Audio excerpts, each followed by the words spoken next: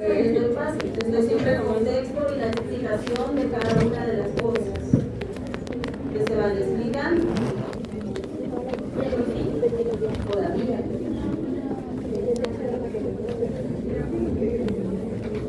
Bienvenido con la lengua desinhibida.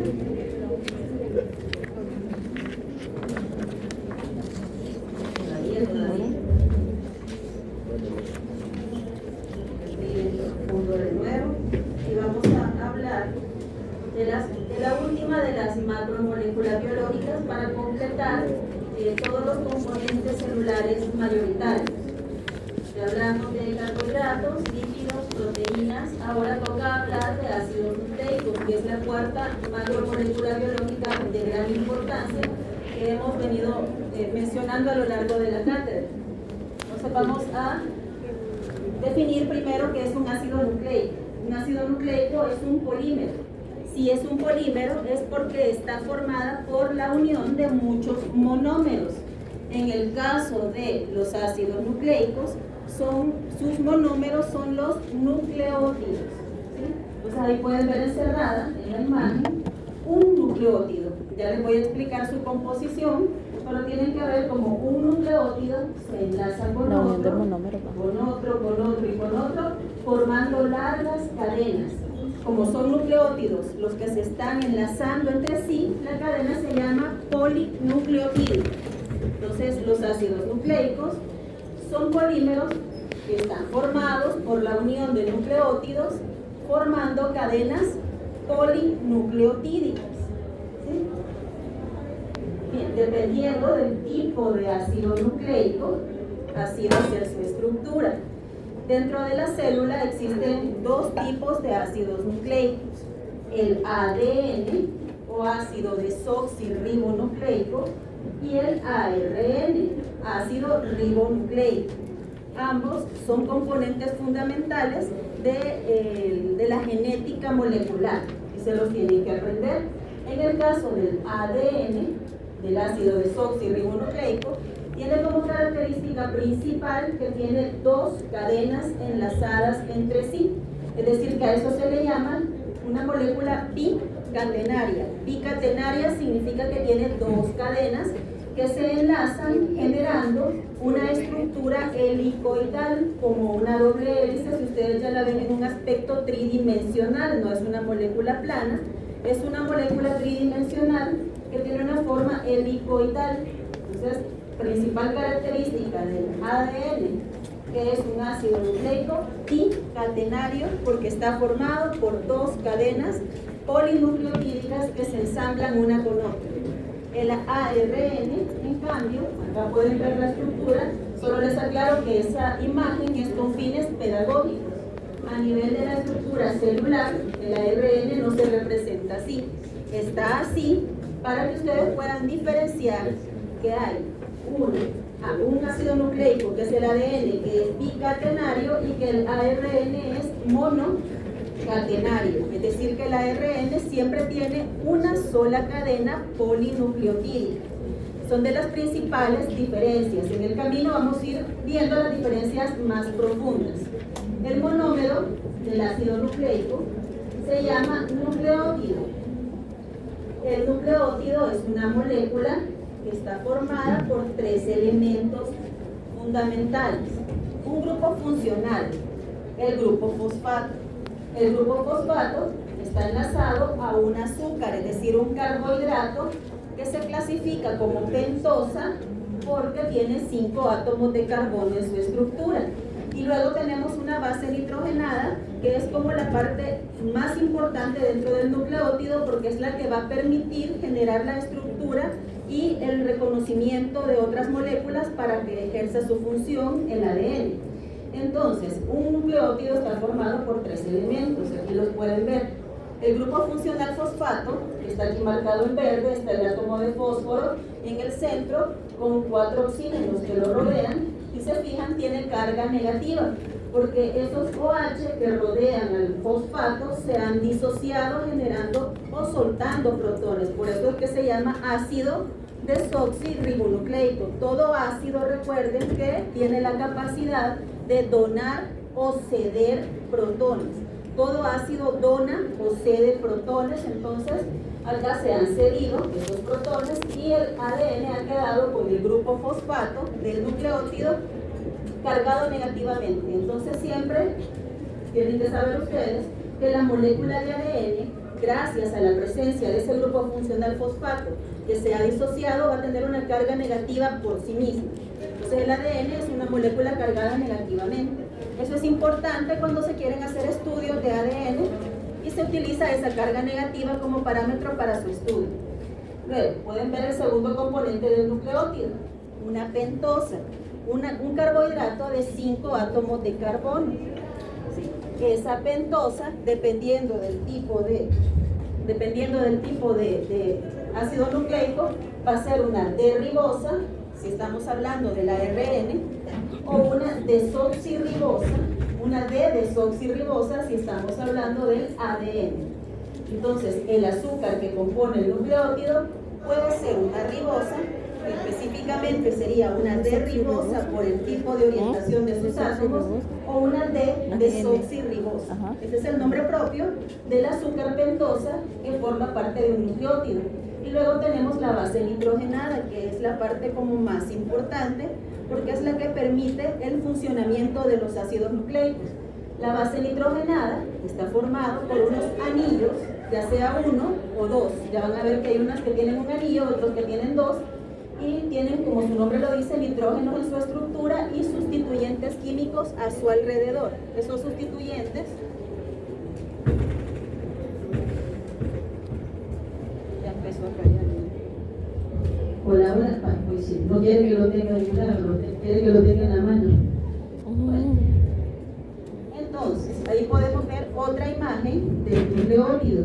Siempre que vean una imagen, tienen que aprender a analizarla. Esa es una de las principales competencias que tienen que tomar de esta materia, aprender a analizar imágenes que se les presentan. Ahí tienen la imagen, tienen que analizarla. ¿Qué es? Si les pregunto qué es, tiene un grupo fosfato, una pentosa y una base nitrogenada. Por lo tanto, entonces es un nucleótido. Enlaces que estabilizan el nucleótido. Enlaces Veamos de ahora fosfato. Tal vez quieren.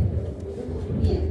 Entonces, ya conocen ustedes los 3 componentes del nucleótido. Tienen que reconocer a cada uno.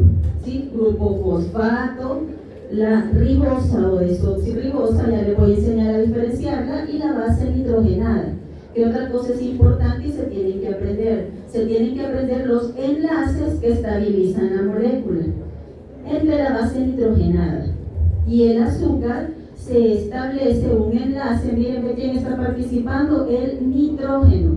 Por lo tanto, el enlace se llama N, por el nitrógeno, y glicosídico, porque esto es un carbohidrato.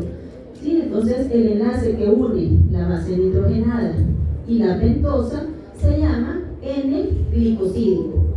El otro componente, que es el grupo fosfato, va a estar unido al último carbono, es decir, al carbono 5 de la ribosa. Ese enlace que une al grupo fosfato se llama éster fosfato. Es un enlace tipo éster que está uniendo un fosfato, por lo tanto se llama un enlace éster fosfato. Entonces tienen que aprenderse esos 2 enlaces y reconocerlos. Bien, ahora vamos a ver la estructura de la base nitrogenada. Las bases nitrogenadas se organizan en familias, se organizan en grupos. Dentro de los grupos o familias de la base nitrogenada vamos a tener a las pirimidinas y a las purinas. Entonces, las bases nitrogenadas que forman los ácidos nucleicos pueden ser de 2 familias, o pueden ser purinas o pueden ser pirimidinas. Y tienen que aprender a reconocer de forma básica su estructura.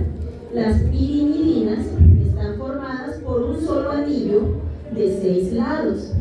Ahí lo pueden ver.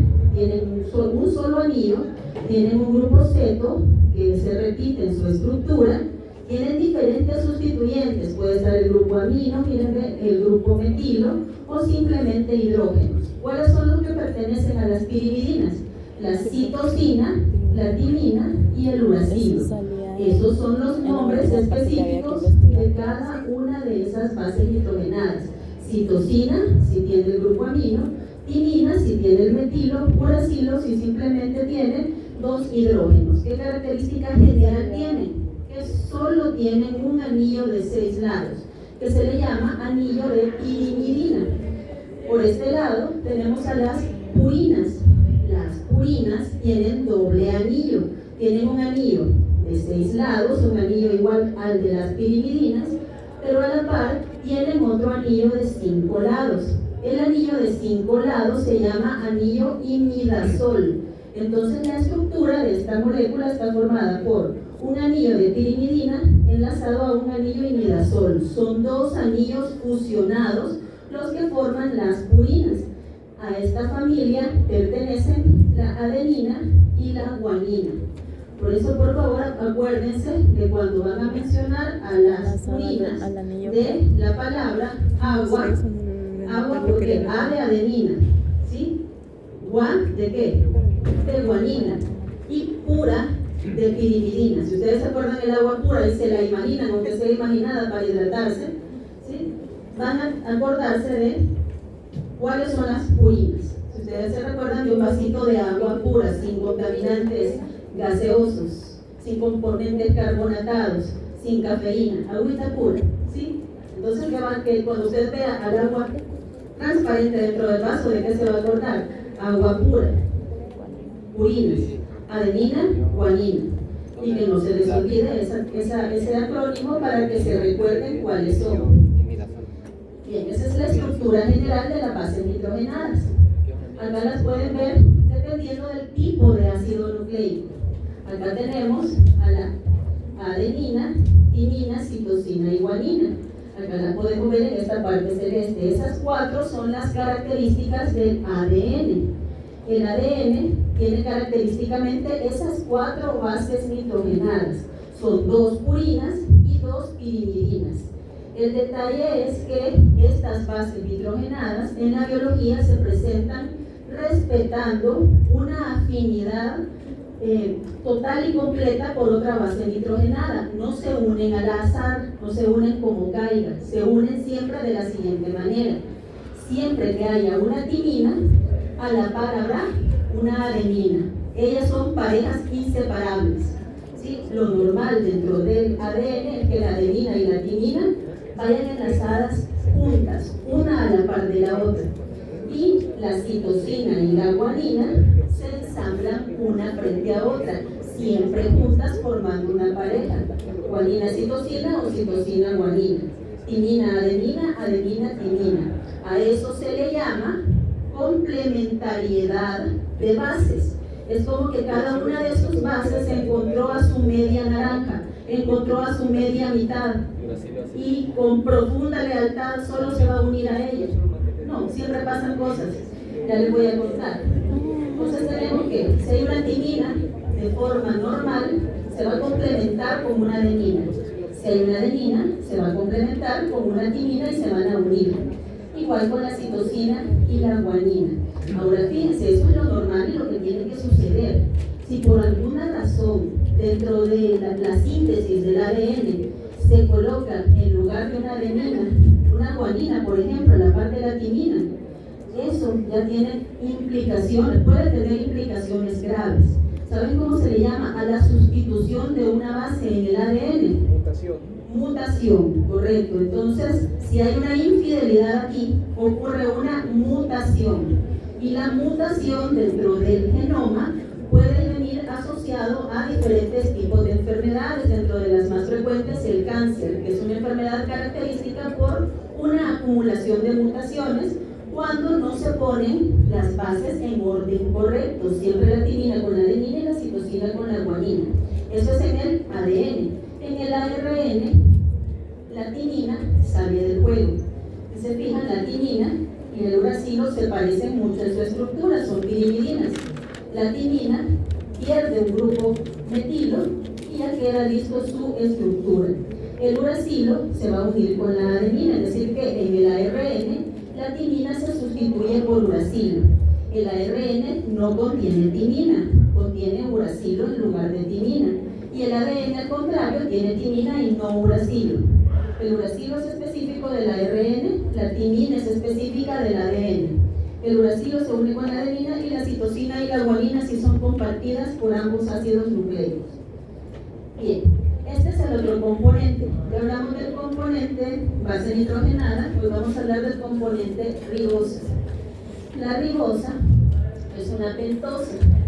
Miren, y que es muy importante que reconozcan esos números en su estructura.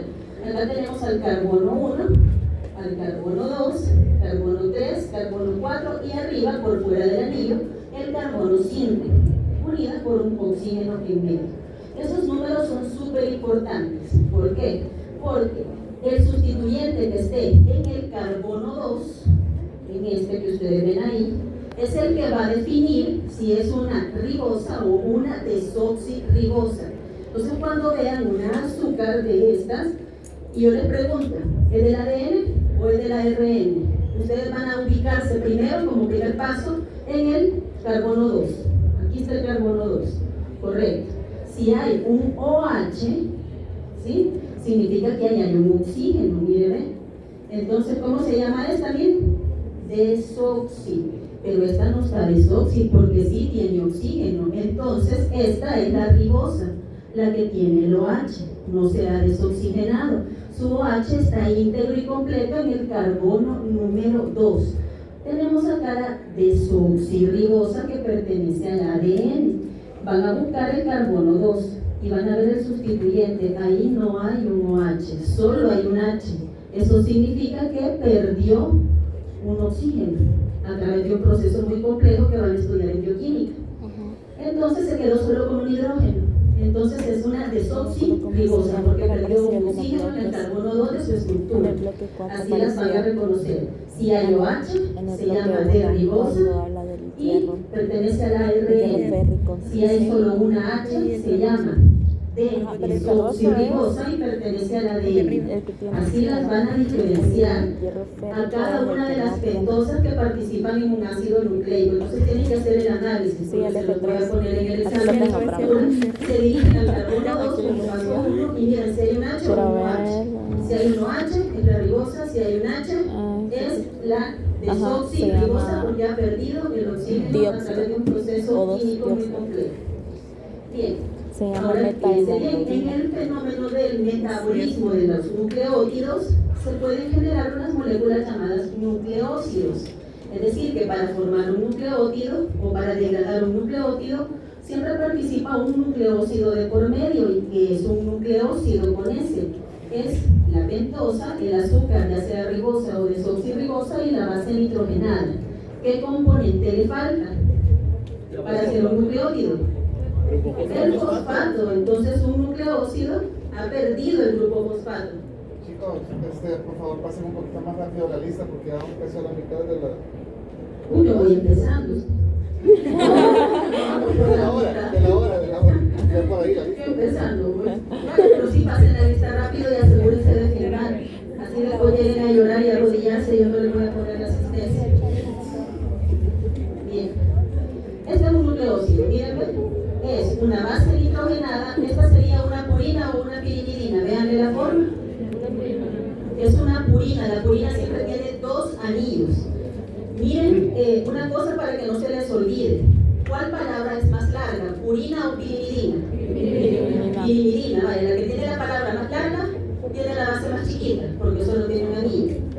La que tiene el nombre más corto tiene la estructura más grande, es decir, que son contrarios a su nombre. Si su nombre es corto, va a ser una estructura grande. Entonces esto tiene dos anillos, es una purina.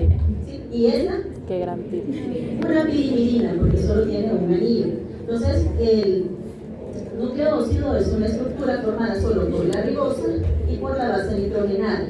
¿Vale? Entonces, aquí en este caso está solo marcado el OH, pero si está el OH puesto, ¿qué tipo de azúcar sería? La de ribosa, si tiene el OH, pero yo si le quito el O y solo la H se convierte en desoxirribosa. Espero que eso no se les olvide. Entonces, un nucleósido es cuando un nucleótido ha perdido su grupo fosfato y han quedado solo esos dos componentes. que lo reconozcan porque dentro del metabolismo del nucleótido que van a ver después, van a mencionar a los nucleósidos.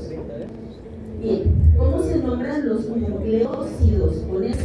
Fíjense que sí, la base nitrogenada es de purina, miren que están los dos anillos, ¿sí? Se le va a poner el sufijo, es decir, el final de la palabra, el término osina, ¿sí? Entonces, esta base nitrogenada se llama adenina, ese es el nombre de esa purina.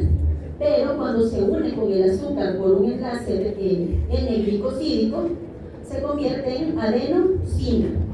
Es decir, que cuando es pirimidina se le pone el término osina. Esta es la guanina como base nitrogenada cuando ella está solita. Cuando se une con una azúcar, en este caso sería ribosa o desoxirribosa. Desoxirribosa. Sí, una desoxirribosa, entonces van a ver que en ese caso cuando ya se unen los dos se vuelve una guanosina. Entonces ese es el nombre de un nucleócido. ¿Y por qué lo estamos estudiando? Porque a partir del nucleócido correspondiente se nombra después el nucleótido que vamos a estudiar como parte de los ácidos nucleicos. Entonces si son de purina, van a tener el sufijo osina. Si son de tirimidina, van a tener el sufijo idina. ¿Sí? Esta es la timina como base nitrogenada que al unirse al azúcar se convirtió en timidina. Porque es una purina, no le va a poner timosina, le va a poner timidina, porque esa es la regla de la nomenclatura. Si es pirimidina, si es purina, perdón, va a ponerle osina, si es pirimidina le va a poner idina. Esta base se llama citosina, ¿sí? Si le unen el azúcar o ribosa, se le pone el término citidina. O sea, eso lo tienen que tener muy claro, el término idina para las pirimidinas y el término osina para las purinas. Bien, entonces, ¿cómo se llaman los nucleócidos? ¿Sí? Si tiene adenina, adenosina, si tiene ribosa.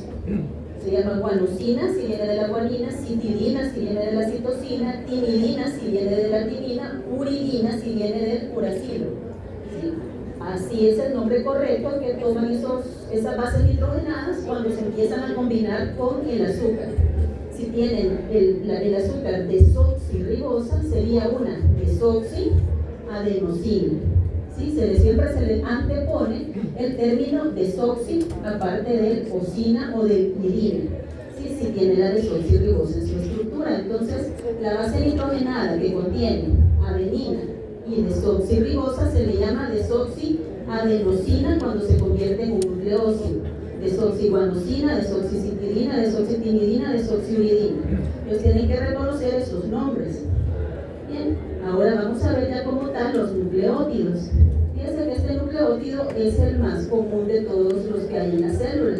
Es la adenosina trifosfato. ¿Para qué sirve la adenosina trifosfato? Para dar energía, es el ATP. Les presento la estructura química del ATP. El ATP es un nucleótido que así como da energía, cuando tiene sus 3 fosfatos, también participa en el ADN cuando solo tiene un fosfato. Entonces, ¿qué les quiero decir con esto? Los nucleótidos, dependiendo de la cantidad de grupos fosfato que tienen en su estructura, pueden ser monofosfato, si solo tiene un fosfato, bifosfato si tiene 2 fosfatos, o trifosfato cuando tiene los 3 grupos fosfato. 3 grupos fosfato es lo máximo que un nucleótido puede tener. Entonces esta es la adenina unida con el azúcar, ¿sí? Entonces tenemos acá el nombre adenosina, ¿sí? ¿Y por qué se va a llamar trifosfato? Porque en este momento tiene los 3 fosfatos unidos. ¿Sí? Entonces el nombre del nucleótido completo sería adenosina trifosfato. ¿Sí? ¿Y qué es importante ahí? Ya les había mencionado el enlace primero que une a la base nitrogenada y al azúcar, es este que está a partir de la N, se llama N-glicosídico. Les había mencionado el enlace entre el carbono 5 del azúcar con el grupo fosfato, se llama esterfosfato. Estos otros 2 enlaces que unen a los fosfatos entre sí se llaman enlaces fosfoanhídrido. Fosfoanhídrido, que no aparecen ahí, no dice, pues anótenlo, miren, enlace fosfoanhídrido. ¿Quiénes son los enlaces fosfoanhídridos? Los que unen un fosfato con otro dentro de un nucleótido que tiene varios fosfatos.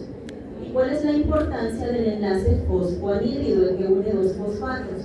Que cuando se rompe por hidrólisis, tiene una molécula de agua y lo corta, se libera una gran cantidad de energía en forma de kilocalorías. Y eso es lo que mantiene viva a la célula, la ruptura de un enlace fosfoanhídrido por hidrólisis. El primero que se rompe generalmente es el fosfato gamma. Se puede romper el fosfato beta. El fosfato alfa no es sujeto a hidrólisis para obtener energía. Entonces los nucleótidos ya pueden ir viendo que aparte de pertenecer a los ácidos nucleicos, también son las moléculas que aportan energía a la célula gracias a la ruptura de los enlaces fosfoanhídridos. Entonces, ¿cómo se le va a llamar al nucleótido? Con el nombre del nucleócido más el número de grupos fosfato que estén participando. En este caso es adenina, ya les había dicho, entonces se llama adenosina trifosfato. Pero si esta fuera la guanina, ¿cómo se llamaría este nucleótido? Guanosina trifosfato. ¿Sí? Si fuera el uracilo, uridina trifosfato. Y así van a poner el nombre del nucleócido, dependiendo de lo que esté aquí presente, y el número de fosfatos. Así es el nombre, aquí lo pueden ver en un cuadrito. Ahí está cómo se llama cada uno de ellos, con un fosfato, con dos fosfatos y con tres fosfatos. En este caso, todo lo que ustedes ven tienen ribosa dentro de la estructura, ¿sí? Y se van a llamar así: adenosina monofosfato, guanosina monofosfato, citidina monofosfato, uridina monofosfato, cuando solo hay un fosfato en su estructura. Igual, cuando hay dos fosfatos se le pone el trifosfato, y cuando hay tres fosfatos se le pone el trifosfato. ¿Qué es lo primero que se nombra cuando se tiene que poner el nombre propio de un nucleótido? El nucleócido del que proviene. Y lo segundo, la cantidad de grupos fosfatos presentes en la estructura. Eso no se les tiene que olvidar. Y los nucleótidos, por lo general, tienen abreviaciones. Entonces no les van a poner el nombre completo. Les van a poner AMP, ADP, ATP, GNP, GDP, GTP, CMP, CDP, CTP, y todo esto lo van a ir encontrando a medida que avanza la materia: UMP, UDP y UTP. Entonces los nucleótidos se conocen por sus iniciales. Esto es si tienen ribosa. Si tienen desoxirribosa es lo mismo, solo que al nucleótido van a ver que siempre le ponen una D minúscula al inicio. Siempre que tenga una D minúscula al inicio, significa que ese nucleótido tiene una desoxirribosa y que pertenece al ADN.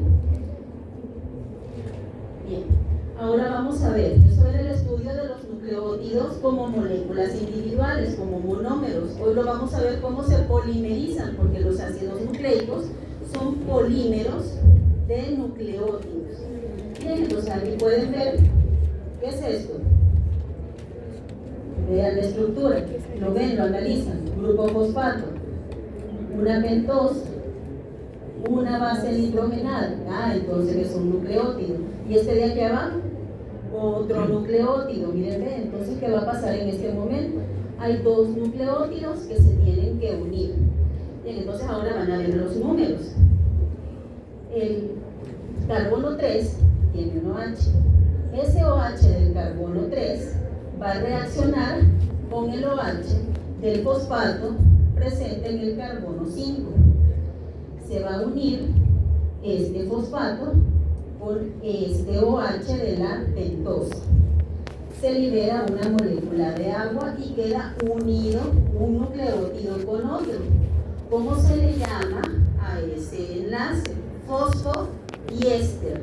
Fosfodiéster. El enlace característico de los ácidos nucleicos es el fosfodiéster.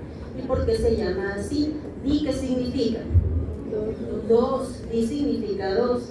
Vale, entonces fíjense, este es el fosfato y está enlazado con un enlace éster al carbono 3 de la pentosa y por otro enlace éster al carbono 5 de la otra pentosa del otro nucleótido.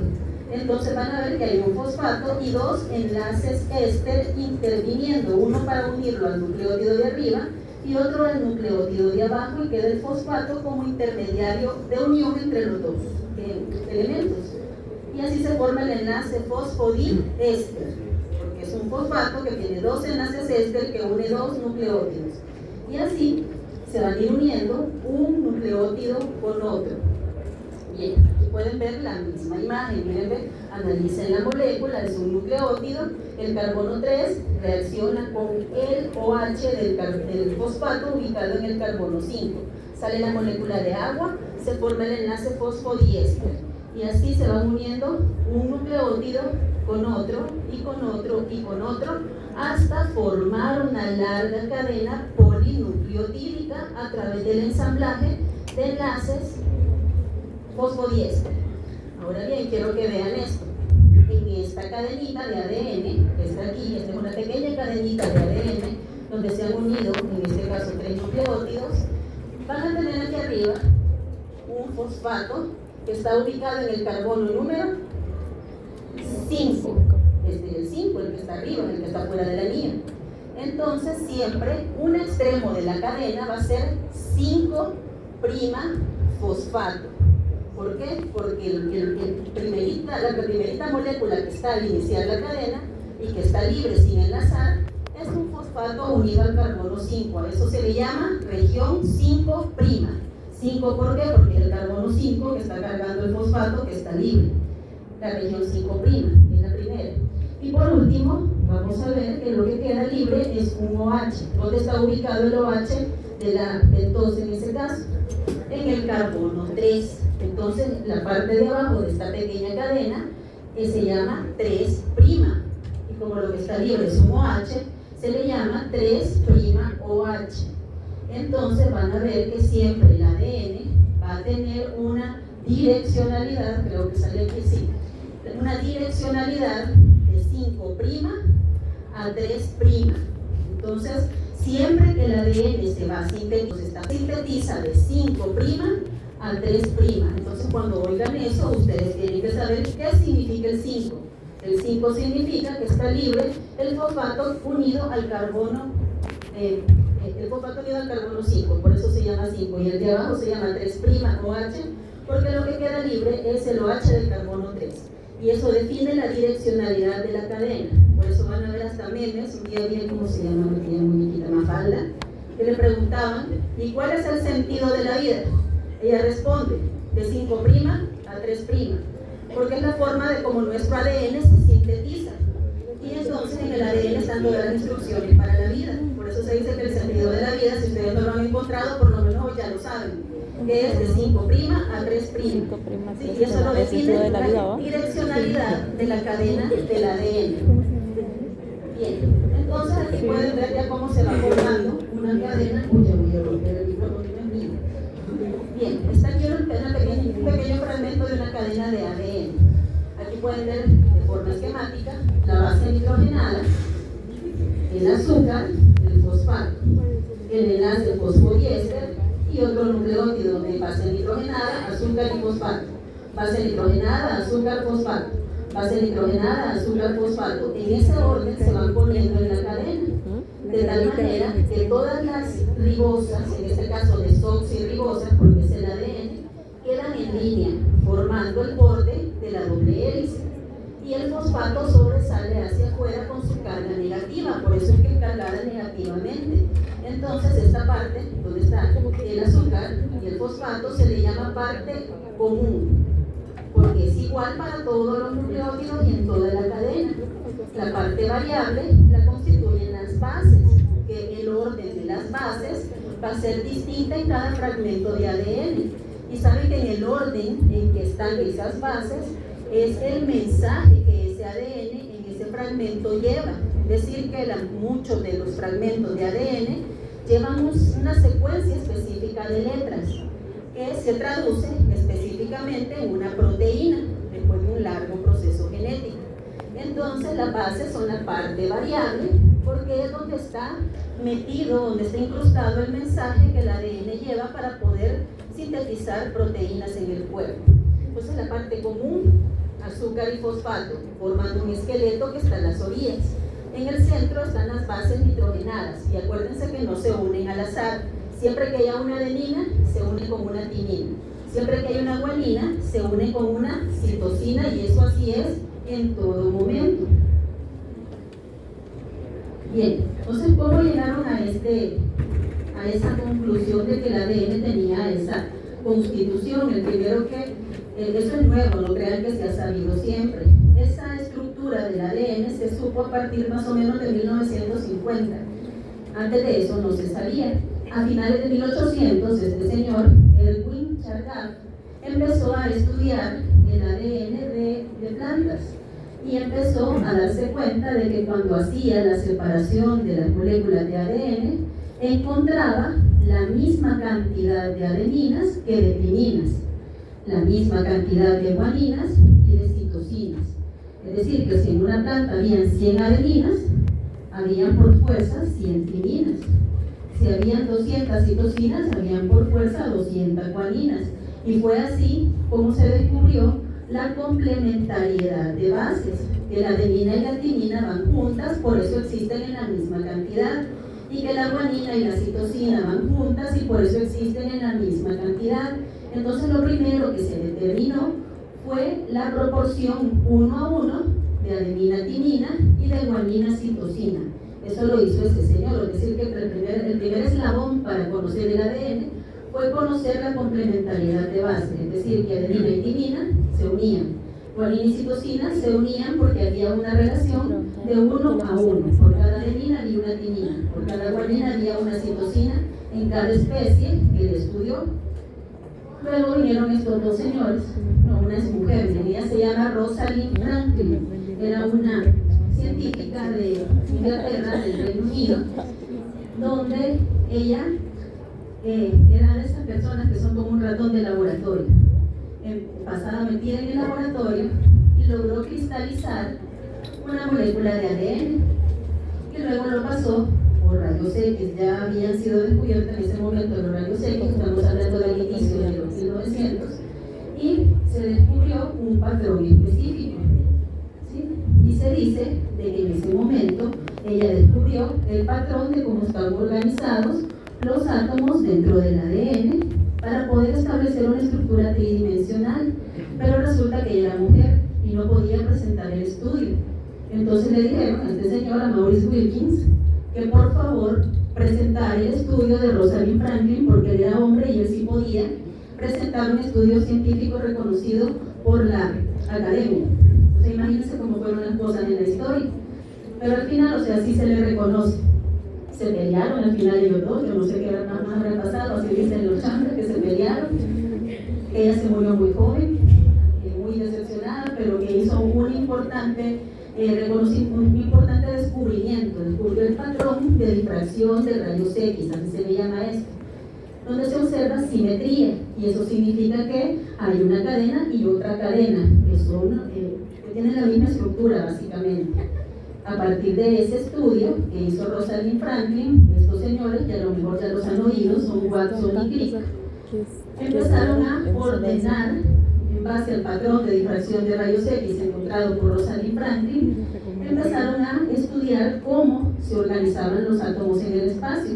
Y fue que llegaron a la conclusión de la doble hélice que hoy conocemos, lo hacían a través de varillas de hierro. Empezaron a organizarlas siguiendo el patrón de la difracción de rayos X y crearon el modelo de la doble hélice, que es el que nosotros ahorita conocemos y que es un modelo. Es decir, que esto es un modelo, así como el modelo de la teoría evolucionista de Darwin, por ejemplo, que no se ha descubierto ni comprobado científicamente al 100%, igual esto es un modelo, que es el aceptado por la ciencia. Es decir, que podría ser que yo les esté dando mentiras, pero la ciencia esto es lo que dice, es un modelo, ¿sí? Que solo se puede imaginar a partir de los estudios que se tienen. Entonces, ¿qué pasó? Organizaron los átomos y se dieron cuenta que para que se unieran la timina y la adenina se establecían dos puentes de hidrógeno para que una cadena se uniera con la otra del ADN y se estableciera la doble cadena. Y luego vieron que entre la guanina y la citosina habían 3 puentes de hidrógeno por el tipo de sustituyentes que tienen estas bases. En realidad, la Sí, entonces siempre entre la guanina y la citosina hay 3 puentes de hidrógeno y entre la timina y la adenina habrán 2 puentes de hidrógeno estabilizando una molécula frente a la otra para formar la doble hélice. Y eso lo descubrieron estos señores, Watson y Crick. Bien, entonces empezaron a crear el formato de cómo se organizaba la cadena y se dieron cuenta pues, de que hay una cadena que va de 5' hay una posibilidad a que 3'. encuentren el ADN tal cual es, o sea, cambiaría todas las También, reglas de pero la que estaba ubicada de cabeza. Es decir, que estas cadenas no se ubican las dos en la misma dirección. Es como que una está en el sentido de ida hacia el volcán y otra está en el sentido de venida del volcán para acá. Una está de San Salvador hacia el volcán y otra está del volcán hacia San Salvador. Así están las cadenas de ADN y así se unen. Por eso se les llama antiparalelas. ¿Por qué? Porque en una el 5' está arriba, por decirlo de alguna manera, y el 3' está abajo. Si eso es así, significa que por fuerza en la otra que tiene enfrente, su complementaria, su media naranja, el 5' va a estar abajo y el 3' va a estar arriba. A eso se le llama direccionalidad de la cadena de ADN. Ambas cadenas van de 5' a 3', pero están ubicadas en sentido contrario. Una va hacia una dirección, otra va hacia otra dirección y se unen por fuente de hidrógeno. Entonces, si ustedes pueden ver aquí, X de 3', no significa que esta cadena vaya de 3' a 5', no, significa que también va de 5' a 3' en una dirección contraria. Porque ya me han preguntado eso, que por qué está aquí el 3, es porque esta cadena se empieza con su grupo fosfato abajo y termina con el OH arriba. Bien, y eso lo descubrieron don Watson y Crick. Entonces se descubrieron, gracias al patrón de difracción de rayos X, cómo se unían las bases nitrogenadas y se dieron cuenta que por la forma de cómo se iban enlazando las cadenas polinucleotídicas, iban haciendo torsiones para generar una hélice. Cuando se hacen esas torsiones, dejan a las bases al centro, a el esqueleto de azúcar y fosfato en la orilla, que son esos pistones continuos, y en su estructura quedan 2 partes muy marcadas. Este huequecito que ustedes ven aquí, que es más grande, este que parece V, se llama surco mayor. Y después de un surco mayor habrá siempre un huequecito más pequeño que se llama surco menor. Entonces, la organización de las bases nitrogenadas hacen una doble hélice que tiene siempre surcos mayores y surcos menores. ¿Por qué son importantes esos surcos? Porque esas aberturas que tiene la molécula de ADN en la hélice permiten que las enzimas que van a interaccionar con él, o las proteínas que van a interaccionar con él, se pongan de manera fácil estableciendo enlaces con esa región. Entonces son el punto específico donde se unen las enzimas, sobre todo el surco mayor. Bien. Y pueden ver acá que cuando ya se mira de forma tridimensional, las bases quedan completamente perpendiculares al eje. Si el eje va aquí, van perpendiculares al eje, formando una especie de gradas, donde usted podría simular que va subiendo si se lo mira en tercera dimensión. Entonces las bases nitrogenadas quedan al centro, perpendiculares al eje, formando una especie de escalones dentro de la doble hélice. Bien, ahora ya casi, miren, ahí termina la estructura general del ADN. Ahora les voy a dar un poco del ARN. El ARN, diferencia número 1, es monocatenario, no tiene 2 cadenas, solo tiene una, es decir, que solo tiene una región 5' y una región 3'. Solo habrá una cadena. ¿Qué otra diferencia tiene en relación al ADN? Que el ARN tiene uracilo en lugar de timina, ¿sí? ¿Y qué otra diferencia tiene? Que el ARN se sintetiza a partir del ADN, es decir, es que como que fuera un hijito del ADN. El ADN está presente en la célula siempre. El ARN se produce solo cuando es necesario.